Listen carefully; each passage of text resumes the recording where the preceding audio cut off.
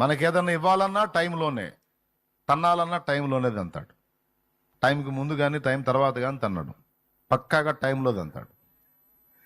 మనకేదన్నా ఇవ్వాలన్నా కూడా టైంలోనే ఇస్తాడు. దానికి ఆయన పెట్టిన పేరు ఏమిటంటే నిర్ణయ కాలము.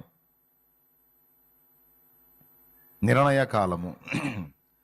మా ఇంట్లో ఈ వ్యక్తులు మారలేదు మారలేదు మారలేదు మారలేదు మారలేదని నువ్వు దేవుని ముందు మోకాళ్ళని మొత్తుకుంటూ ఉంటావు. సరే, బాగా ఈరోజు ఏడిసి బాగా ఎగిరెగిరి ప్రార్థన చేసావని రేపొద్దునే మారడవు. నువ్వు ఏడు, మొత్తుకో, గందరగోళం అయిపో, దేవుడు చూస్తూ ఉంటాడు సైలెంట్గా.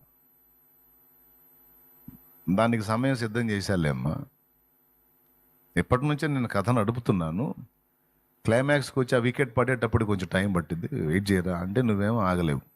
ఇంకెప్పుడు నాయన ఈ దుర్మార్గుడు ఎప్పుడు మారుతాడు ప్రభు, ఈ సైకోడు ఎప్పుడు మారుతాడు నాయన, సాగు కొడుతున్నాడు తండ్రి నీ భర్త కోసమో, కొడుకు కోసమో, లేకపోతే ఆ కూతుర్ని హింసపెట్టి అల్లుడి కోసం